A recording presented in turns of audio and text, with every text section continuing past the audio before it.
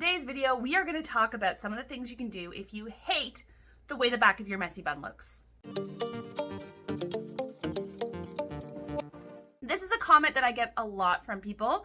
They have done the messy bun, it looks cute from the front, but then they look at the back and they hate the way it looks in the back, and they think, I hate this technique because it only looks cute from the front and not from the back.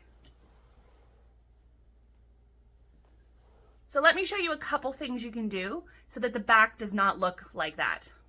Well, personally, I don't actually mind the way these buns look from the back, but if you do, this is my most usual method, is just continuing to fluff and pull the bun through the back, just like you did the front, moving that hair around, using your hands to feel how much of your hair tie or your scrunchie is still exposed, checking it in the mirror until you like the way it looks from the back as much as you like it from the front.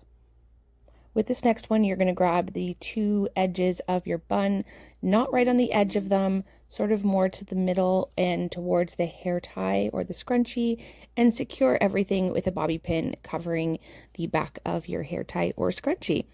And then the last one is going to be similar to the bobby pin, but you're going to use a claw clip. And obviously for these, you're going to want to have a peek at the back of your hair with the mirror to see how it actually looks, because I didn't actually do that here.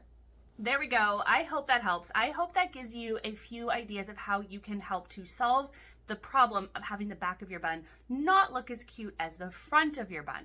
This is just a reminder that sometimes when we try something, it might not work out in our hair exactly like the tutorial we've watched. And that can be because either maybe we did it a little bit differently, or because our hair is a little bit different texture, different length, more layers, less layers. There's all kinds of things that go into how your hair is going to look once you've put it up into a certain style.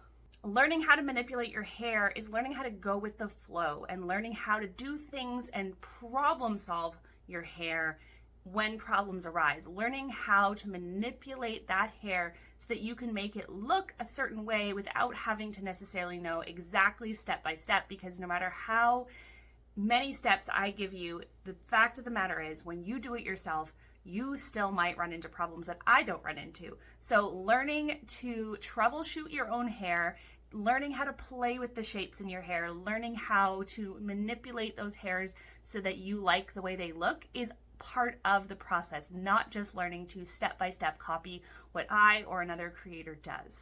Hit that notification bell so you don't miss any of my other videos. Like and subscribe because it really helps me out here on my channel, and leave me a comment because I'd love to hear from you guys and let me know which of these 3 methods for tidying up the back of your messy bun you like the best.